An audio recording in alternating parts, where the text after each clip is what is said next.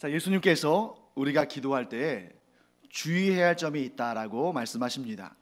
뭐라고 하시냐면 기도할 때에 이방인들과 같이 중언부언하지 말라고 말씀하십니다. 자, 여러분, 이 중언부언하다라는 이야기를 들어본 적 있으시죠? 그런데 굉장히 이 중언부언이라는 단어가 참 우리에게 인상적이었나 봐요. 왜냐하면 중언부언이라는 말을 여러분들이 기억하시잖아요. 근데 성경 전체에서 중언부언이라는 단어는 여기 딱 한 번 나옵니다. 딱 한 번 나오는 단어인데 우리가 이렇게 잘 기억하고 있다는 것은 그 단어가 그만큼 인상적이라는 얘기죠. 자, 그러면 중언부언이 무슨 뜻일까? 아마 궁금하신 분들 계실 텐데요. 저도 이 단어가 매우 궁금했습니다. 그래서 이제 제가 성경을 이렇게 연구하고 또 설교를 준비할 때 성경 원어를 통해서 또 이렇게 살펴보는 그런 경우들이 많이 있는데, 이 중언부언하다라는 이 단어는 굳이 그 원어를 살펴보지 않아도 이미 이 단어 안에서 잘 설명이 되고 있어요. 원래 이 중언부언이라는 성경에서 딱 한 번 사용된 이 단어, 성경 원어, 헬라어 단어는 바탈로게오라는 단어입니다. 그런데 우리가 보는 성경에는 중언부언이라고 번역되어 있죠. 자, 우리 PPT에 제가 이 중언부언이 이 한자어로 된 말이기 때문에 한자를 좀 이렇게 실어놨습니다. 그 밑에 참고 본문 보시면, 자, 보실까요? 네, 여러분들이 한자를 잘 아실 거라고 저는 믿고, 근데 어려운 단어가 없죠. 자, 맨 앞에 있는 중자는 무슨 중자예요? 중복하다, 반복하다, 뭐 다시금하다 이런 뜻이잖아요. 그러니까 말을 중복하는 거예요. 자, 그 다음에 있는 단어는 어떨 때는 복자로도 읽히고 어떨 때는 부자로도 읽히죠.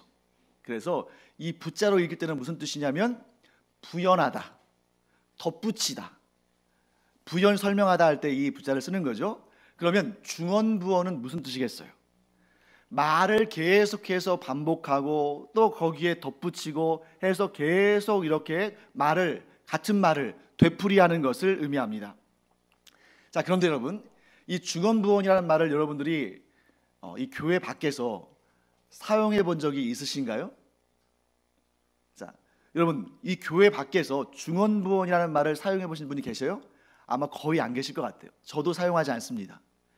자, 그러면 우리가 일상생활에서 잘 사용하는, 자주 사용하는 그런 표현으로 이 단어를 바꾼다면 뭐라고 말할 수 있을까요?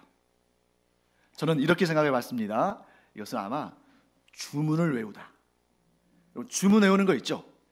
텔레비전이나 영화에서 이 마술사들이 나와서 주문을 외울 때 그 마술사나 이런 사람들이 외우는 주문이 무슨 뜻인지 아시는 분? 아마 안 계실 거예요. 그 마술사도 자기가 무슨 말 하는지 모를 겁니다. 그러니까 아무 뜻없는 말을 계속 반복하는 것을 우리가 주문을 외운다고 하고, 그것이 성경에서 어떤 단어로 표현된 겁니까? 중언부언이다라고 표현되는 것입니다. 네, 됐습니다. 예. 자, 그러면 이 중언부언이라는 말을 우리가 이방인들이 사용하는 기도에 이 말이, 이방인들이 하는 기도에 이 말이 사용된다라고 말하지만, 그런데 우리의 기도 가운데도, 우리가 신앙생활 할 때에도 이런 중언부언하는 경우들이 있을 수도 있다. 그렇기 때문에 예수님께서 오늘 우리에게 너희는 이방인들처럼 중언부언하는 기도를 하지 말라라고 말씀하신 거예요. 우리 안에 그런 위험이 없다면 굳이 이런 말씀을 하실 필요가 없었겠죠. 그럼 우리는 언제 중언부언하는 이런 이방인들의 기도와 같은 그러한 위험에 노출될 수 있을까? 아주 우리 가까운 데 그런 예가 있습니다. 방금 전에 우리가 예배를 시작하면서 우리의 신앙을 무엇으로 고백드렸습니까? 사도신경을 우리가 암송하면서 우리의 신앙을 고백드렸죠. 그리고 오늘부터 이제 앞으로 우리가 4주간 주기도문을 이제 배울 텐데, 주기도문도 우리가 자주 암송하는 그런 기도의 말씀입니다. 그런데 여러분, 잘 생각해 보세요. 이 주기도문과 사도신경이 얼마나 소중한 것인지. 여러분, 주기도문을 통해서 예수님께서는 우리의 기도가 어때야 되는지를 아주 선명하게 알려주셨습니다. 또한 사도신경은 어떤가요? 여러분, 이 사도신경은 어제 오늘 생긴 그런 얘기가 아니에요. 여러분, 우리가 잘 아는 베드로 사도, 요한 사도, 사도 바울, 이러한 우리의 믿음의 선배들이 초창기부터, 기독교의 초창기부터, 즉 2000년 전부터 우리는 이러한 내용을 믿는 사람들입니다 하고 정리해 온 것이 사도신경이에요.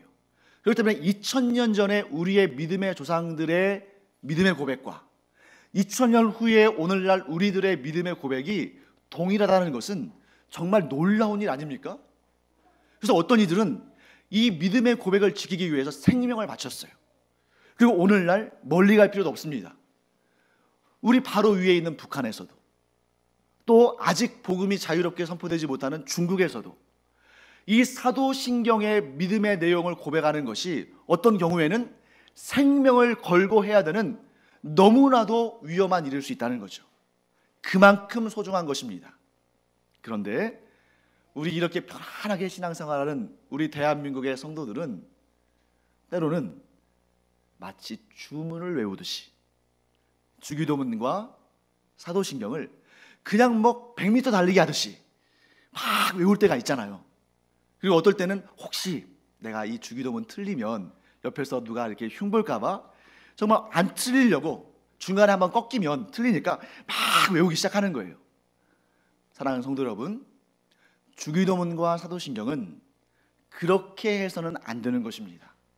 오히려 그럴 거면 성경책 맨 앞에 있는 사도신경과 주기도문을 보면서 한 단어 한 단어, 한 문장 한 문장 너무 소중히 여기는 마음으로 그 말씀을 읽는 것이 나을 수도 있어요. 그래서 여러분, 오늘 한번 과제를 한번 드리겠습니다. 여러분들 예배를 마치고 이제 댁으로 돌아가신 다음에 성경책을 펼쳐놓고, 여러분 찬송가나 성경책 맨 앞에 보면 주기도문, 사도신경 나오잖아요. 한 단어 한 단어를 정말 간절한 마음으로, 정말 사랑하는 마음으로 천천히 한번 읽어보세요. 아마 여러분들 눈에서 눈물이 핑 도실 겁니다. 왜요?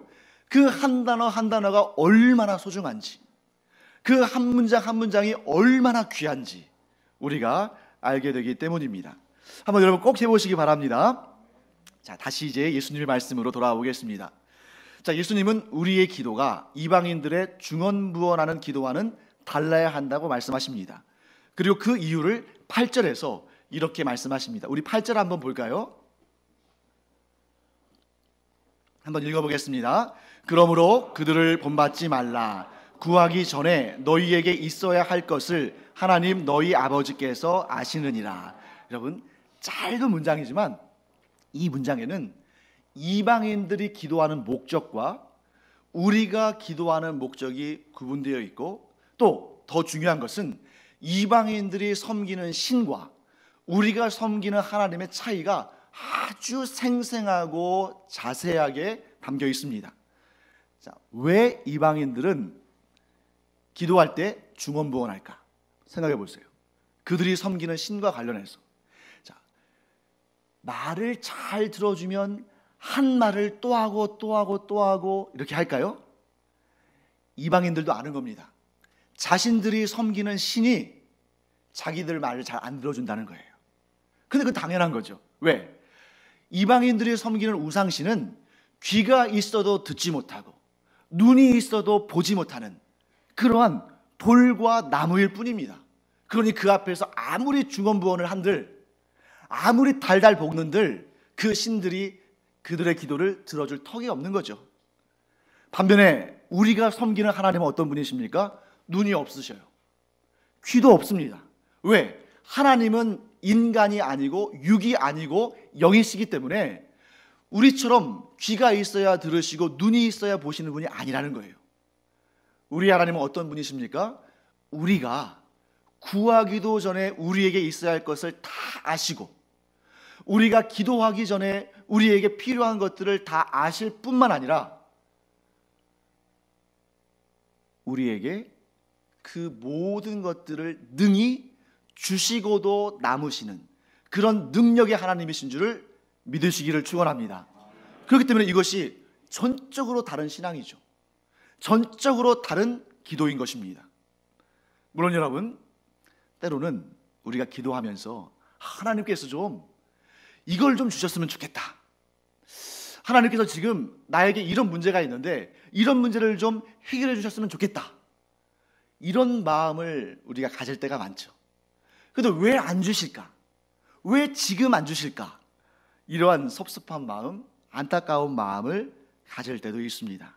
하지만 여러분, 분명히 아시기 바랍니다. 우리는 지금 이때 이것이 있기를 바라고, 또 지금 이때 이 문제가 해결되기를 바라지만, 그 마음속에는 우리에게 어떤 교만한 마음이 있냐면, 나를 내가 제일 잘 안다는 교만한 마음이 있는 거예요. 내가 나의 인생을 제일 잘 알기 때문에 지금 내게 이것이 필요하고, 지금 내게 이 문제가 없어져야 나에게 좋다고 생각하는 것입니다. 하지만 여러분, 그것은 잘못된 생각이거나 혹은 교만한 생각입니다. 우리 그리스도인들에게는 어떤 믿음이 있어야 되냐면, 하나님께서 곧 나를 창조하시고 나를 인도하시며 나를 보호하시고 나를 가장 좋게 하시는 이 하나님께서 나를 나보다 더 잘하신다는 거예요. 반면에 우리는 나를 잘 아는 것처럼 보일지 모르지만 단 1분 1초 앞에 내 인생에 어떤 일이 벌어질지도 모르는 사람들입니다. 그러니 여러분, 단 1분 1초 앞에 내 인생에 어떤 일이 벌어질지도 모르는 내 자신이 내 인생을 주관한다면 얼마나 위험한 일입니까? 그런데 우리의 하나님은 우리의 과거뿐만 아니라 우리의 현재와 우리의 미래와 우리의 모든 것을 아시는데, 그렇기 때문에 하나님께서 조절하시는 거예요. 물론 그것이 너에게 있는 것이 좋은 것인지 내가 안다. 하지만 때가 있다. 똑같은 복이라도 언제 주어지냐에 따라서 어떨 때는 우리에게 화가 될 수도 있고 어떨 때는 우리에게 복이 될 수도 있는 것입니다. 우리는 몰라요. 그러나 하나님을 아시는 줄 믿습니다. 이런 믿음이 우리 안에 있으면 우리가 어떻게 하게 되냐면 하나님을 기대하기 시작해요. 그래, 나는 지금 이것이 있는 게 좋겠지만 하나님께 분명히 하나님이 아시는 좋은 때가 있는 거야. 지금 아니지만 분명히 하나님 보시기에 가장 좋은 때에 이루실 거야 하고 하나님을 기대하는 마음이 생깁니다. 그리고 이렇게 하나님을 기대하는 마음이 생길 때에야 우리가 진정 기도하는 마음을 갖게 되는 거예요. 원망하지 아니하고 하나님께 간절히 기도하는 마음을 우리가 갖게 되는 것입니다. 그리고 마지막으로 그와 같을 때 우리는 기다릴 수 있습니다. 우리가 하나님을 신뢰하지 않으면 절대 기다릴 수 없어요. 그렇기 때문에 이스라엘의 수많은 사람들이 하나님을 기대하지 못하고 하나님을 신뢰하지 못하기 때문에 우상을 섬기는 곳으로 달려갔습니다. 여러분과 제가 그런 안타까운 인생 살지 않기를 간절히 축원합니다. 우리가 하나님을 신뢰하면 신뢰할수록 우리는 하나님을 기대할 수 있고 하나님께 기도할 수 있고 하나님을 기다릴 수 있습니다. 하나님을 믿음으로 말미암아 기대하고 또한 기도하며 그리고 기다리는 여러분과 제가 되기를 간절히 축원합니다. 자, 우리가 이런 은혜를 받았다면 우리 이렇게 옆에 분들하고 한번 나눠보죠. 자, 이렇게 말씀 한번 해보겠습니다. 하나님은 저를 잘 아십니다. 우리 옆에 분들과 이렇게 한번 교제하겠습니다. 하나님은, 자, 그리고 이렇게 또 화답하겠습니다. 하나님은 성도님을 잘 아십니다. 이것이 우리의 입술의 열매가 반드시 맺힐 줄 믿습니다. 그래서 우리를 잘 아시는 하나님께서 우리를 가장 좋게 하시는 은혜를 허락하실 줄을 믿습니다. 이 믿음 가지고 우리가 날마다 승리하며 살기를 축원합니다. 자, 그런데 우리가 기도하면서 또 이방인들과 같은 실수를 할 때가 많이 있어요. 그게 뭐냐면 이방인들은 기도를 어떻게 이해했냐면 마치 오늘날로 비유한다면 버튼 몇 개만 누르면 돈이 쏟아져 나오는 현금 자동 인출기처럼 기도를 그런 것으로 생각했습니다. 그래서 내가 요구하면 신은 반드시 줘야 한다. 이런 식으로 기도를 이해했어요. 하지만 오늘 예수님이 하시는 말씀은 기도는 물론 우리가 원하는 것을 구하고 구한 것을 하나님께로부터 받는 그러한 방법이기도 하지만 단지 그것에 머무는 것은 아니라고 말씀하시는 것입니다. 아니, 오히려 그것보다 더 위대하고 더 훌륭한 목적이 기도 가운데 있다는 거죠. 그것이 무엇이냐? 예수님은 이렇게 말씀하십니다. 기도는 하나님과 우리 사이에 가장 친밀한 교제가 이루어질 수 있는 그런 방법이라는 거죠. 자, 물론 여러분, 하나님과의 교제는 다양한 방식이 있을 수 있어요. 예를 들면 구약의 백성들이 하나님께 제사를 드렸죠. 그리고 오늘날 우리는 예배를 드립니다. 이런 제사와 예배가 하나님과 소통하고 하나님과 교제하는 아주 좋은 방법입니다. 그뿐만 아닙니다. 우리가 지난 시간에 배웠던 금식도 있고, 또 구제하는 일도 있고, 또 의로운 일을 행하는 일도 있고, 이런 모든 일들을 행하면서 우리는 하나님을 더 알아가고 하나님과 교제합니다. 그런데 그 어떤 방식보다, 즉 하나님과 교제하는 그 무엇보다 하나님께서 제일 앞에 두신 것이 있는데, 그것이 뭐라는 거예요? 기도라는 것입니다. 자, 왜 하나님은 우리가 하나님과 친밀한 교제를 할 때에 기도라는 방식을 맨 앞에 두셨을까? 그 이유는 바로 기도가 언제나 우리가 마음만 먹으면, 장소나 시간을 불문하고 항상 하나님과 교제할 수 있는 가장 좋은 방법이기 때문이에요. 그래서 우리 지난 시간에 공부했었죠. 지난 시간에 우리 뭘 공부했냐면, 너희는 기도할 때 어디로 들어가라고요? 골방으로 들어가라. 그래서 지난 시간에 우리가 그 골방에 대한 헬라어도 배웠었죠. 그게 뭐였냐면, 이 기도할 때 우리가 골방으로 들어가라는 것은 그 기도의 자리에서 오직 하나님과 친밀하게 교제해라. 다른 사람들의 방해를 허용하지 말고 친밀하게 기도해라.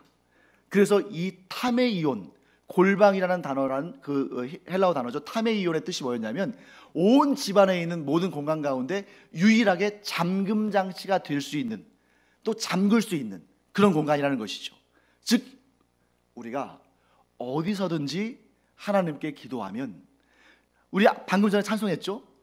어떠한 세상의 염려나 근심이나 다른 사람이나 사건이나 이런 것도 우리와 하나님 사이의 친밀한 교제를 깨뜨릴 수 없는 것입니다. 이게 바로 기도의 위대한 힘이에요. 사랑하는 성도 여러분, 여러분과 제가 기도함으로 말미암아 하나님과 친밀한 교제를 언제든지 어디서든지 할 수 있는 여러분과 제가 되기를 간절히 축원합니다. 그때 예수님께서 우리에게 뭐라고 말씀하시냐면, 기도는 이렇게 말씀하시면서 너희는 이렇게 기도해라 라고 말씀하십니다. 자, 왜 이렇게 기도하라고 말씀하실까요? 우리가 잘못된 기도를 할 수 있기 때문에 그 기도의 원리들을 설명해 주시는 것입니다. 그래서 오늘부터 우리가 이제 4주 동안 우리가 어떻게 기도해야 할지를 아주 자세히 공부해야 돼요. 자, 그러면 여러분들이 이제 우리가 어떻게 기도해야 할지를 예수님을 통해서 알아야 되는데, 예수님은 우리가 기도할 때 맨 처음에 뭐라고 시작하라고 말씀하십니까? 하늘에 계신 우리 아버지요. 그러니까 여러분과 제가 항상 어디서든 언제든지 기도할 때 어떻게 시작해야 돼요? 하늘에 계신 우리 아버지요, 또는 하늘에 계신 나의 아버지요, 이렇게 기도해야 한다는 거죠. 이 짧은 표현 속에는 아주 놀라운 고백이 담겨 있는 것입니다. 자, 여러분, 하늘이 어디에 있습니까? 자, 하늘이 어딨냐고 우리가 얘기하면 전부 이렇게 위를 가리킬 거예요. 그러면 우리의 하나님은 어디에 계십니까? 자, 그러면 여기 위에 계시나요? 네. 우리가 위라고 할 때 저기 호주나 남미에 사는 사람들은 또 방향이 다를 거예요. 하나님은 온 우주를 창조하시고 온 우주를 다스리시는 분인데, 그 피조물 중인 하나인 하늘에 갇혀 계시는 것이 아니겠죠. 그래서 여기에서 우리가 하늘에 계신 아버지라고 부를 때는 공간으로서의 의미가 아닙니다. 공간으로서의 하늘에 계시다는 것이 아니에요. 그러면 하나님은 어디 계시는가?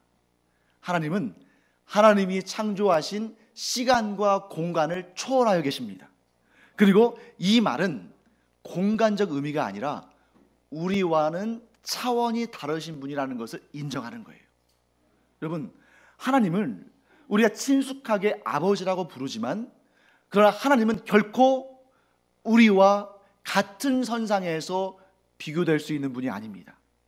하나님은 하나님이시고 우리는 인간입니다.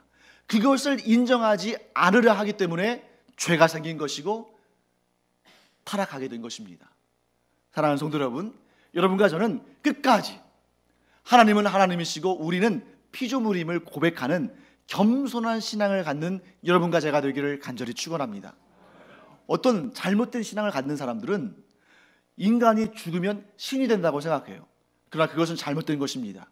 우리는 사나 죽으나 항상 하나님의 피조물이고 우리는 신이 되는 것이 아니에요.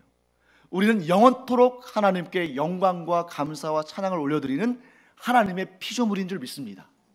자, 그 다음에 우리는 뭐라고 부르냐면 하나님을 아버지라 부른다는 것이죠.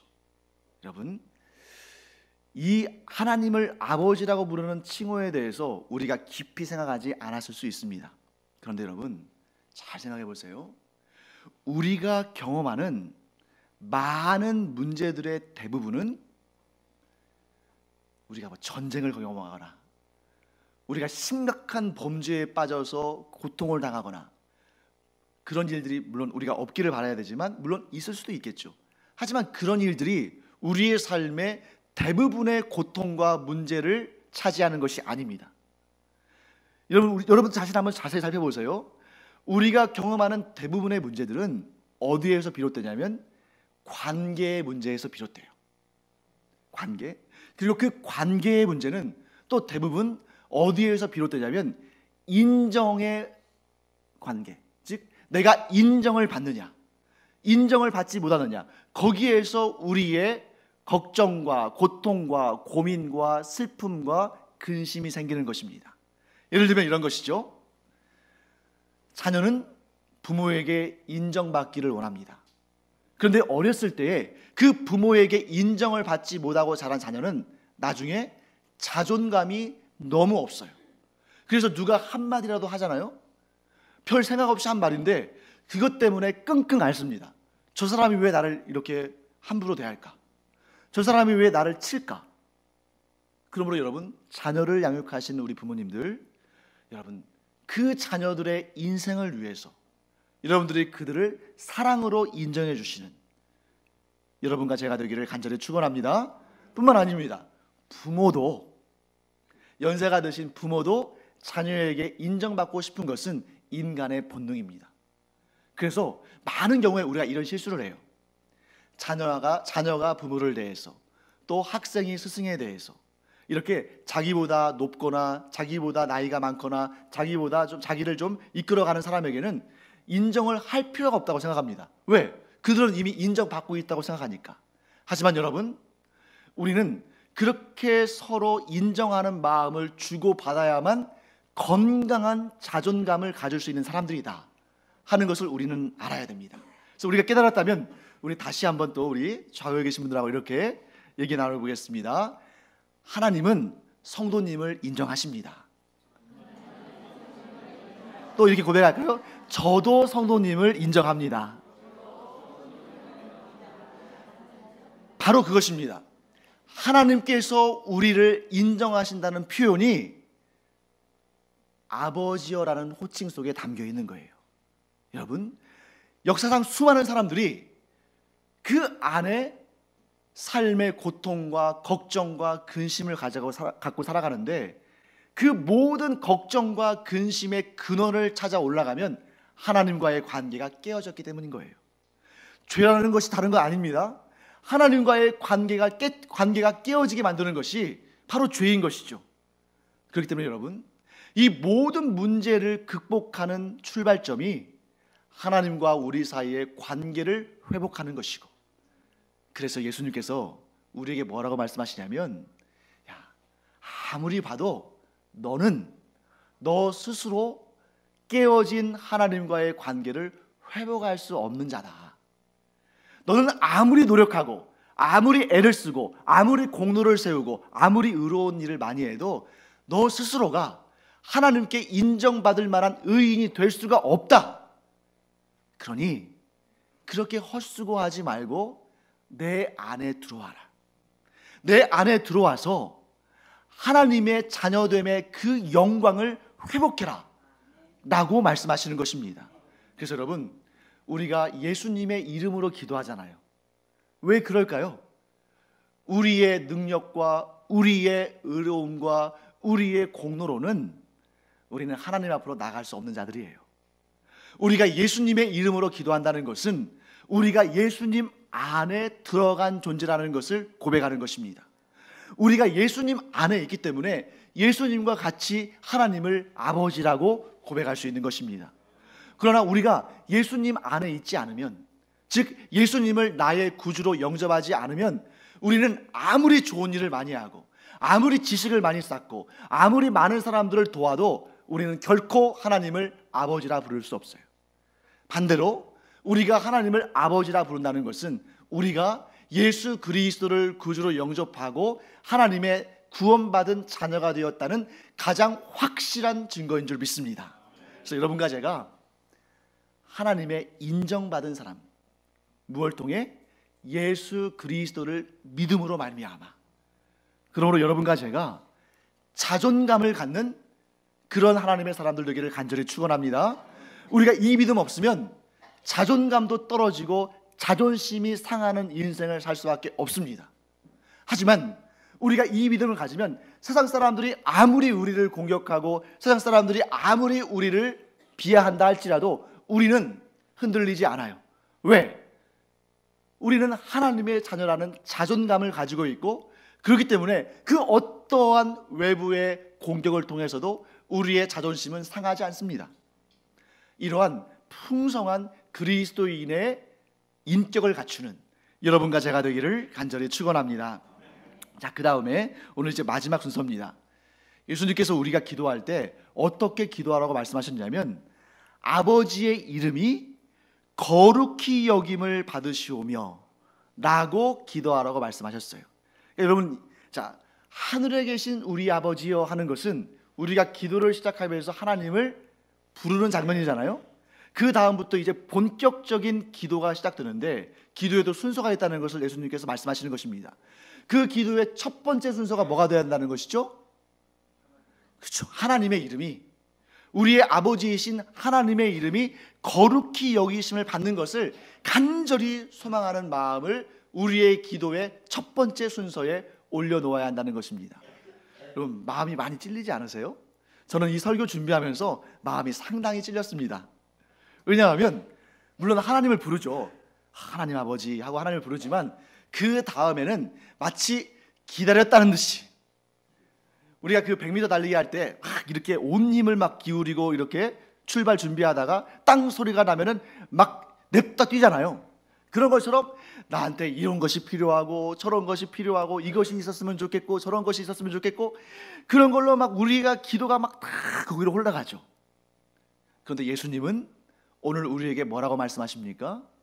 너희가 기도할 때 제일 먼저 하나님 아버지의 이름이 거룩히 여김을 받으시기를 기도해라 라고 말씀하십니다.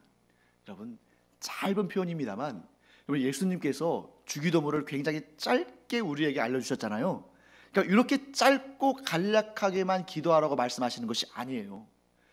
예수님께서는 새벽부터 또 밤 늦게까지 얼마나 기도를 오래 하셨습니까?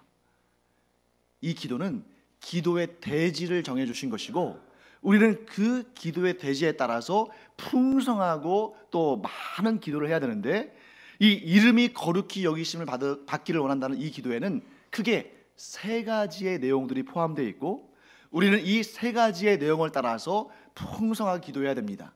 첫 번째는 뭐냐면, 하나님 아버지의 이름이 거룩히 여김을 받는다는 이 기도는 첫째, 하나님을 위한 기도를 먼저 하는 것입니다.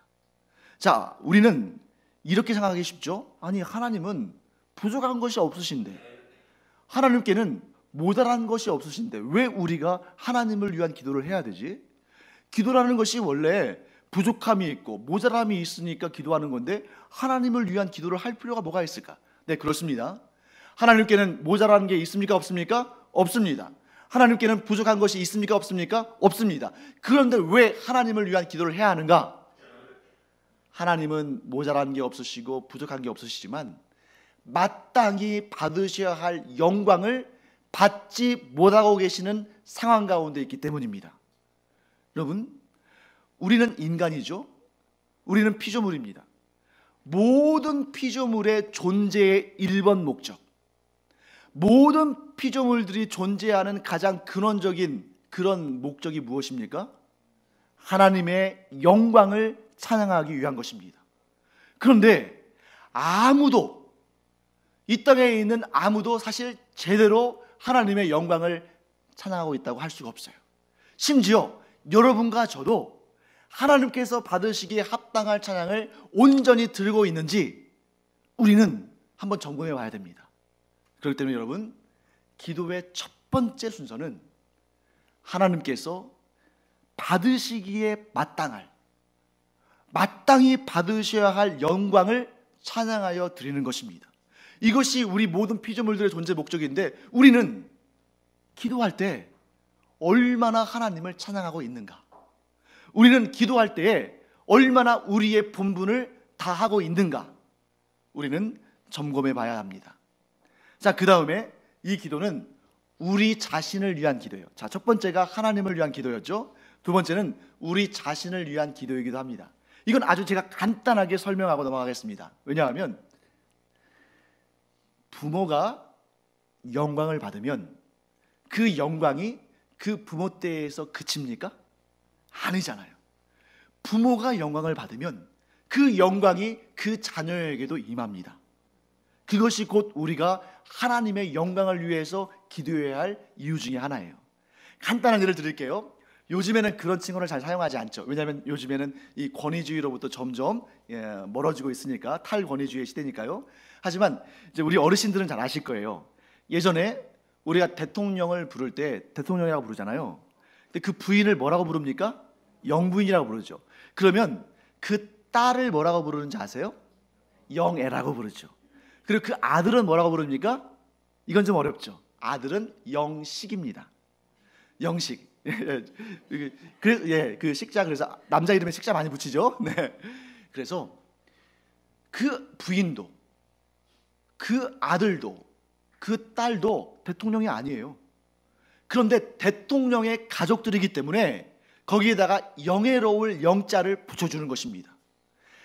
하물며 사람도 그럴 텐데 하나님의 거룩하심을 찬양하는 하나님의 자녀들에게 하나님께서 영광을 받으실 때에 우리를 그냥 놔두실까요? 그렇지 않다는 거죠. 하나님께서 영광을 받으시면 받으실수록 하나님의 자녀들인 우리에게도 그 영광의 빛이 임할 줄로 믿습니다. 그래서 여러분 생각해 보세요. 우리의 아버지가 영광을 받으시면 우리가 얼마나 기쁘고 즐거운 일입니까? 이 마음을 가지고 하나님께서 영광을 받으시기를 힘써 기도하는 여러분과 제가 되기를 간절히 축원합니다. 자, 우리가 하나님 아버지의 이름이 거룩히 여김을 받으시오며 라고 기도할 때 첫 번째는 하나님을 위한 기도였고, 두 번째는 우리 자신을 위한 기도였죠. 세 번째는 뭘까요? 세상을 위한 기도가 그 가운데 담겨 있는 것입니다. 자, 제가 서울 광염교회에서 이제 부교육자로 이제 사역할 때 한 2년 정도 정말 열심히 연구하고 준비하면서 요한계시록을 성경 공부를 인도한 적이 있어요. 그리고 또 한 1년 정도를 새벽 기도 시간에 요한계시록을 강해 설교한 적이 있습니다. 그러니까 그때는 그 새벽 기도에 나오시는 분들은 1년을 내내 요한계시록을 공부했어요. 그런데 여러분, 제가 요한계시록을 또 성경 공부를 인도하고 또 설교를 하면서 깨달은 게 있습니다. 여러분, 요한계시록 하면 느낌이 딱 어때요? 무섭고 두렵고 하나님의 심판이 임하고 이런 장면들이 막 떠오르잖아요. 실제로 여러분, 오늘날 우리가 살아가는 이 세상은 그 요한계시록에 나오는 그런 내용처럼 정말 공포와 두려움과 범죄와 이런 악한 것들이 가득 차 있습니까? 아니면 그 정도는 아닙니까? 가득 차 있다는 거죠. 왜 이 땅에 그러한 죄와 악이 또 그러한 폭력과 전쟁이 이렇게 가득 차 있을까? 결론을 내렸어요. 그것은 뭐냐면 이 세상에 하나님의 이름을 거룩하게 여기지 않는 사람들이 너무 많기 때문이에요. 여러분, 이 세상에 만일 모든 사람들이 하나님의 이름을 거룩히 여기고, 그래서 나도 하나님의 자녀이니까 하나님께서 거룩하시듯이 나도 거룩한 삶을 살아야겠다는 사람들로 이 세상이 가득 차 있다면 이 세상에 그렇게 죄악이 관영한 그런 모습이 있겠습니까? 없겠습니까? 없는 것이죠. 그래서 여러분, 많은 세상 사람들이, 또 많은 국가나 정부가 이 전쟁과 테러와 악한 일들과 범죄를 막으려고 무던히도 애를 씁니다. 그래서 전쟁을 막아내기 위해서 군사력을 키우고 테러를 막기 위해서 또 경찰력을 키웁니다. 그리고 또 사람들이 악한 일들을 함부로 범하지 못하도록 하려고 법 규정을 강화시키고 이런저런 교육을 합니다. 그런데 우리는 분명히 알고 있어요. 아무리 그렇게 노력을 해도 이 땅에 전쟁과 테러와 범죄가 사라지겠습니까? 사라지지 않겠습니까? 사라지지 않는다는 거예요. 오히려 더 독한 범죄가, 오히려 더 많은 사람들을 죽이는 전쟁이, 얼마 전에도 그 뉴질랜드에서 엊그저께 그 크라이스트 처치라는 그런 도시에서 아주 끔찍한 테러가 일어나지 않았습니까? 아무리 총기를 규제하고 아무리 법을 강화해도 죄악은, 범죄는 더 악랄해지고 더 끔찍해집니다. 이런 문제들을 근본적으로 바꿀 수 있는, 이런 문제들을 근본적으로 해결할 수 있는 유일한 방법은 하나님의 이름을 거룩히 여기는 자들이 이 땅에 한 사람, 두 사람 점점 많아질 때에 그런 문제들이 해결되는 것이에요. 그래서 저는 늘 기도할 때 이런 기도를 합니다. 우리가 예수 그리스도를 전파하고 우리가 복음을 증거하고 한 사람이라도 더 구원받은 하나님의 자녀로 세우려고 노력하는 것은 물론 영적인 차원에서도 위대한 일이지만 이 세상을 위해서도 참 우리가 가장 크게 기여할 수 있는 일이다. 왜요? 하나님의 거룩하신 이름을 찬양하고 하나님의 그 거룩하심을 따라 나도 거룩한 삶을 살기를 원하는 성도들이 많아지면 많아질수록 이 땅에 하나님의 나라는 확장될 줄 믿습니다.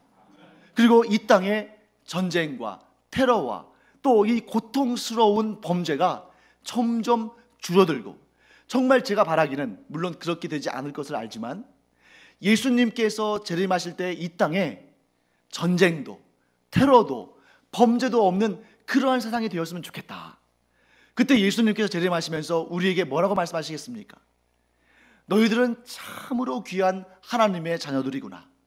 너희들이 그토록 애를 써서 이 땅에 이렇게 평화가 임했구나 하고 우리에게 칭찬해 주시면 너무나 감사할 것 같아요.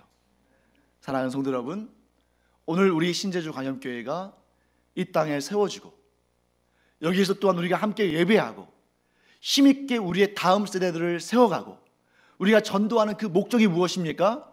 이곳에 하나님의 나라를 확장하고 이곳에 한 사람이라도 더 구원받도록 하는 그 사명을 감당하기 위한 것입니다.